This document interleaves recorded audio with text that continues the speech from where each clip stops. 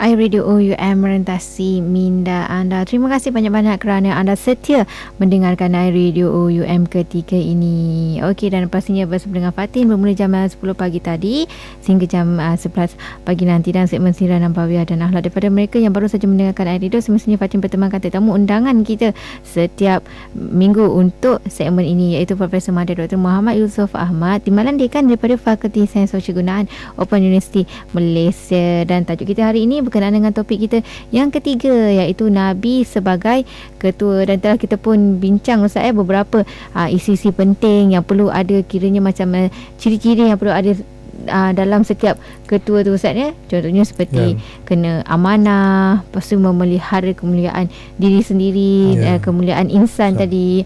Okey, mungkin Ustaz boleh tambah sedikit lah mengenai perkara ini. Silakan. Baik, terima kasih. Tuan-tuan dan puan-puan sekalian, kita sambung sikit lagi.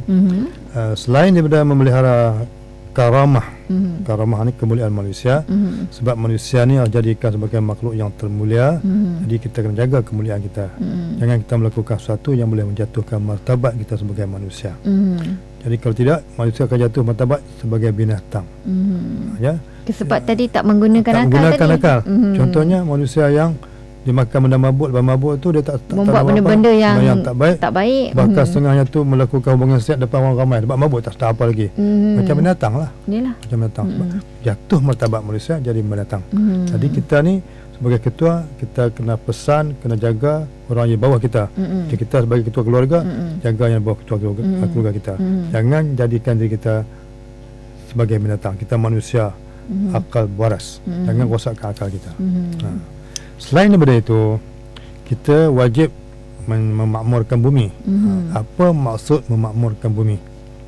Mengimarahkan bumi. Maksudnya ialah setiap orang tu dia kena melakukan sesuatu supaya tempat duduknya tu elok.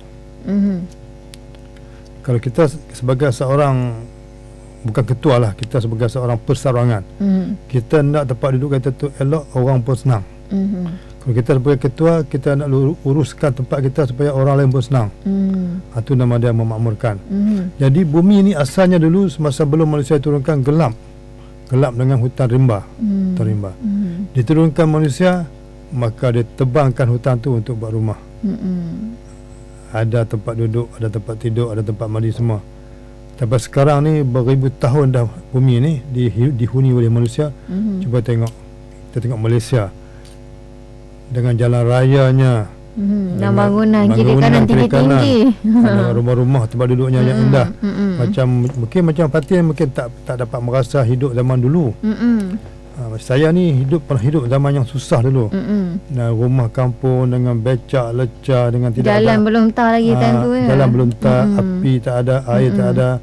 Jadi air pakai telaga, api pakai pelita. Kemudian tu makmur sikit-sikit. Masuk api dulu. Kemudian ada air paip. Air paip pula malam-malam tu bukan tiap rumah, satu kampung satu saja. Pergi ambil situlah berebut-rebut. Lepas tu barulah yang kaya-kaya tu masuk. Rumah dia orang kaya lagi masuk. Sekarang ni tak ada orang kaya miskin, semua rumah ada paip. Semua rumah ada keperluan. Itu orang yang baru tak dapat merasakan lah. Orang yang lama dapat merasakan. Dia meningkat satu. Itu maknanya memakmurkan bumi. Bumi itu lebih makmur, manusia makmur, binatang makmur, suka, senang. Tu. Jadi orang yang menjadi ketua, dia kena fikir makmur ni, makmur cara yang diredai oleh Allah Subhanahu Wa Taala.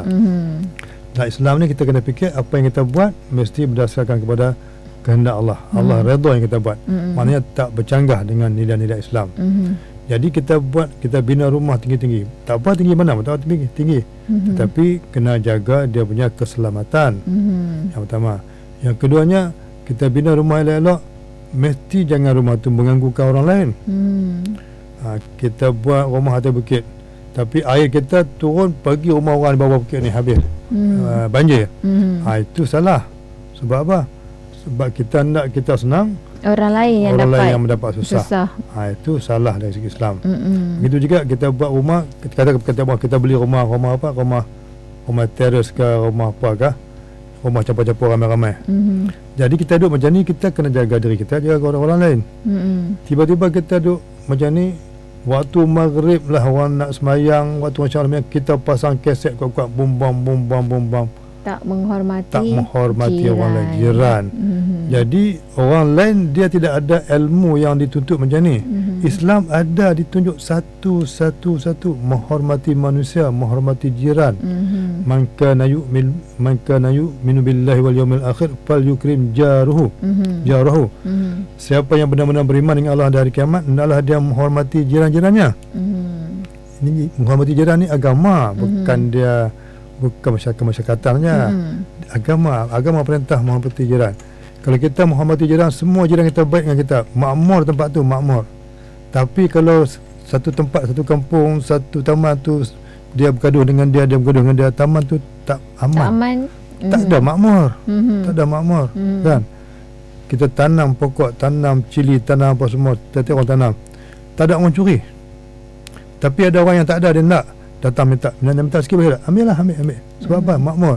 Tapi tak minta curi. Bila mencuri itu, yang pertama dia buat dosa, yang kedua tuan ni pun rasa sakit hati.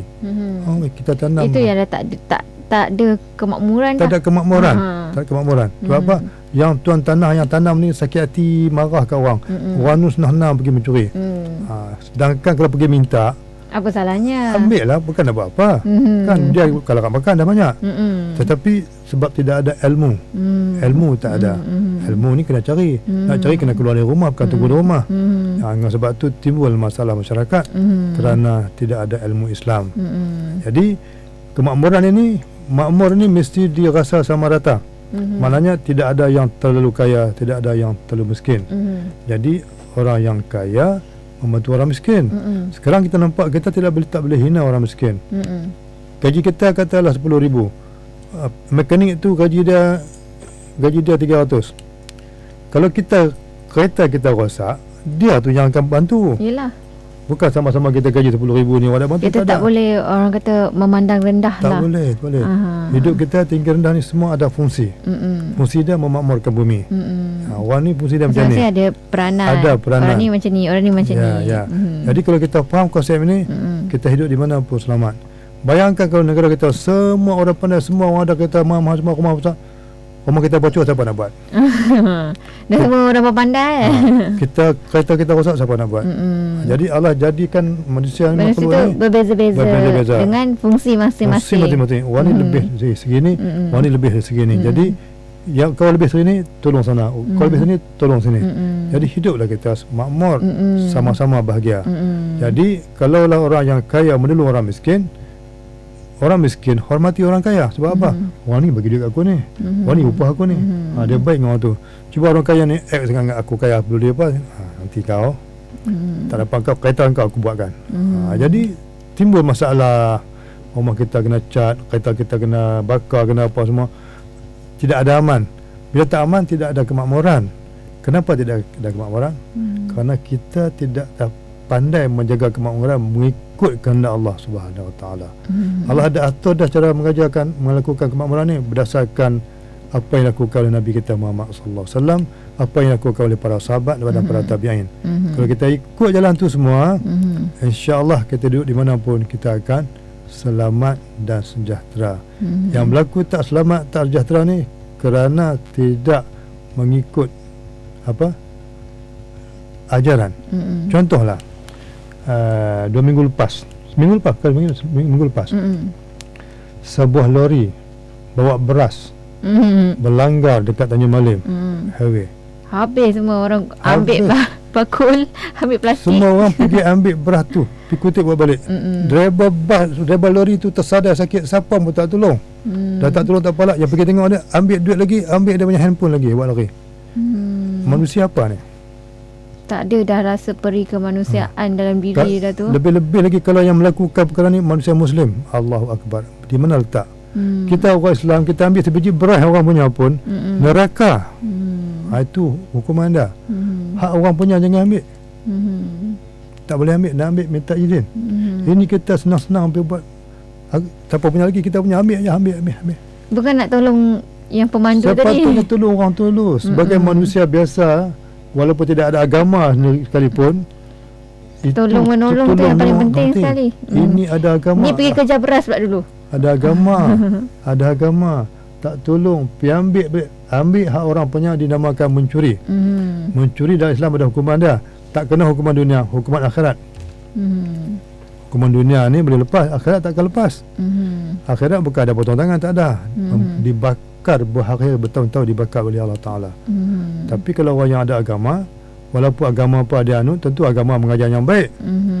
Tetapi sekarang ni tak ada agama lagi dah. Itulah antara contoh yang Sebab apa? Sebab tidak ada menjaga kemakmuran. Allah dah atur dah kemakmuran begini. Tapi dia buat berjalan. Cuba dia tolong elok-elok apa semua. Dia tolong orang tu, dia ambil dia apa semua. Dia balik rumah, dia akan dapat satu kebahagiaan. Yang ni orang tak percaya. Contohnya lah, kita pergi rumah kenduri. Kita pergi rumah kenduri, kita tolong rumah kenduri dia, tolong angkat tu, angkat tolong rewang lah, tolong rewang penangga semua. Kita balik rumah letih tu rasa lega, aku boleh tolong. Dah habis dah kenduri, dah selamat dah ya. Itu satu kebahagiaan. Kita dapat menolong kepuasan membantu orang lain, bantu jiran terutamanya kalau ada kenduri. Itu nama kepuasan. Kepuasan itu membawa sampai ke syurga. Syurga itu kita akan rasa kepuasan. Kita tolong orang hari ni, besok hari kita akan susah, ada orang tolong. Sekarang orang ni susah, kita tak tolong. Tunggulah masa kita akan kena. Susah, tak ada pula nanti orang nak tolong. Tunggulah masa. Lagi hidup ni, tunggulah masa. Akan jumpalah balik keadaannya macam itu. Pada masa tu nak menyesal, tak ada guna lagi dah. Sebab kita dah buat salah dah awal. Lepas tu Islam mengajar pertama kali Nabi kata mesti memakmurkan bumi, mesti menjaga kehormatan manusia. Jadi kena ada konsep sayang sesama manusia. Barulah kita akan aman hidup. Kalau tidak, tak sempurna. Itulah di antaranya ya Ustaz ya. Yang paling penting yang perlu kita pegang tu memakmurkan bumi Allah tadi. Janganlah kita melakukan kerosakan Ustaz ya. Nak potong dulu kah? Satu lagi ni. Boleh Ustaz sambunglah terus. Sambung ya. Okey. Satu lagi ialah apa yang Nabi lakukan semasa hidup dia sebagai ketua, yang melakukan ini usaha yang dipanggil amar ma'ruf nahi munkar. Amar ma'ruf nahi munkar. Ini bahasa Arab tapi sekarang orang dah faham dah. Ya, sebut amar ma'ruf nahi munkar semua orang faham. Jadi ini telah diletakkan asalnya oleh Nabi kita sallallahu alaihi wasallam. Nabi melakukan nahi munkar sampai dia nak dibunuh. Ya. Dia mengatakan berhala tu tak bagus, jangan sembah berhala, sampai dia nak dibunuh. Orang nak bunuh dia. Tapi kita tak sampai ke tahap tu. Kita tegur sikit je. Tapi Nabi sampai orang nak bunuh dia, punya hebatnya. Tapi dia teruskan juga sebab dia mendapat perintah daripada Allah Subhanahu Wa Taala. Dan mengajak orang buat baik. Mengajak orang buat baik ni, dia kena serentak mengajak orang buat baik dan melarang orang buat jahat. Itu istilah yang dikatakan amar ma'ruf nahi munkar. Jadi macam mana kita nak mengajak? Tengok situasi dalam bab apa. Kan? Janganlah kita pergi tempat orang menjudi, jom kita sembahyang, kena nampak lah. Jadi orang tu tak boleh macam tu. Kita pergi dengan dia, berkawan dengan dia, ajak minum kopi, ceritalah dengan halus. Maksudnya pendekatan yang berlainan untuk situasi yang tertentu lah. Tak boleh menggunakan cara yang sama untuk orang yang sama tak ataupun boleh. Di tempat yang sama kan. Kita tengok cerita Hasan Al-Banna, kan, pengasas Ikhwan Muslimin. Hasan Al-Banna ni dia dakwah macam mana? Dia pergi di tempat budak-budak main-main tak sembahyang ni, dia pergi peluk budak tu, cium budak tu. Budak dia kata, apa tuan buat kat saya ni? Kata ni, saya ni kotor lah apa semua, aku sayang kat kamu tu, aku buat macam ni. Sayang pasal apa? Waktu ni waktu sembahyang tapi kamu leka, kamu berdosa tak? Jom kita sembahyang. Dia peluk dulu, dia sayang dulu. Bukan pergi marah. Kita ni silap. Tengok orang jerit-jerit. Pergi marah, apa ni? Dia minta sembahyang ni, patah orang marah. Bila kita marah, orang cakap orang rasa lagi macam tak nak. Lagi macam tak nak. Sebab pendekatan tak kena. Tetapi Hasan Al-Banna tidak. Dia pergi peluk orang tu. Aku sayang kamu. Kamu tak sembahyang ni berdosa. Aku sayang tu. Aku peluk kamu. Apa yang nak buat macam mana? Jom ikut aku. Ini pendekatan ni. Yang berbeza berbanding dengan yang selalu kita mungkin kita gunakan, tapi pendekatan yang macam ni lah sebenarnya berkesan lah. Sekarang ni pendekatan kita tengok ramai pendakwah-pendakwah ni, pendekatan dia sindir-sindir. Kita menyindir orang ni, orang tak suka. Ya, Apa sindir? Nak cakap yang lebih betul. Kepada terus terang. Terus terang. Yang baiknya yang ini, yang tak baik yang ni. Mari kita buat yang ni, tinggal yang ni. Habis. Kenapa duk sindir-sindir? Sindir tu kadang-kadang dia lah menyebabkan orang tak senang. Contohlah kadang-kadang mungkin ada setengah orang boleh menerima, setengah orang dia tak suka. Tak suka. Kita sebut terang, tak suka apa tak apa, sebab kita dah lepas. Tapi kalau kita sindir, dia lekat di hati, dia anti kita akan bila-bila. Jadi lain pula. Lain. Contohnya lah, ni contoh lah. Kadang-kadang ada penceramah tu, dia duk pergi ceramah, dia kata orang perempuan ni heran lah. TV tu tak wajib tutup, dia belikan puluh-puluh ringgit nak tutup TV. Hak kepala tu wajib tutup, dia tak tutup. Jadi kata sajalah orang perempuan Islam ni wajib tutup aurat. Cukuplah. Kenapa dia pergi duduk sindir sana sini? Jadi orang yang dengar tu dia rasa tak senang. Kita nak berdakwah ni biar orang senang dengan kita. Senang kita. Dan bila orang senang dengan kita, baru apa pun kita cakap boleh diterima. Boleh diterima. Itu maksudnya menjalankan amal ma'ruf nahi munkar ni dia kena ada teknik, cara yang betul lah. Betul. Nabi kata, Allah kata ud'u ila sabili rabbika bil hikmah. Tak nak dengan cara yang macam itulah menyakitkan hati orang lain, buat orang tersinggung. Tak boleh. Tanda orang tu suka. Kita sebut kat dia, terima kasih lah, saya silap, saya lupa. Itu yang bagus. Jangan orang tu dia ni kata orang ya. Jadi kita merenggangkan orang. Ini ialah satu teknik yang patut kita ingat. Tapi yang pentingnya Nabi telah melakukan amal ma'ruf nahi munkar, dan kita sebagai umatnya pun kita kena buat amal ma'ruf nahi munkar ni, usaha ni mengikut ruang masing-masing. Janganlah kita baru masuk kelas 3 hari tapi nak pergi berdakwah ke orang. Ruang, ikut ruang lingkup kita lah, di mana kita berada, ataupun di mana tahap kita tu. Kita nak rumah kita baiki rumah tangga kita dulu, kan. Kalau isteri tu dia pandai, suami kurang pandai, dia boleh cakap dengan suami dia, cara suami saya suka-suka kita buat ni, tak kata apa, jangan kau siapa aku siapa, tak boleh. Jadi maknanya ada cara dia. Jadi amal ma'ruf nahi munkar dia kena ikut teknik dan cara yang betul. Kalau tak betul, orang tak terima. Tapi amalan ini patut wajib dilakukan oleh setiap orang Islam, sebab Nabi dah perintah begitu. Okey, nampaknya itu akhir antara isi yang terakhir Ustaz ya, untuk hari ini. InsyaAllah pada minggu hadapan kita jumpa lagi dengan mungkin topik yang lain pula, InsyaAllah. Dan terima kasih banyak pada Ustaz Yusof kerana sudah hadir ke konti kita pada pagi ini. Dan untuk anda semua terus mendengarkan iRadio, InsyaAllah kita jumpa lagi pada minggu hadapan. Assalamualaikum.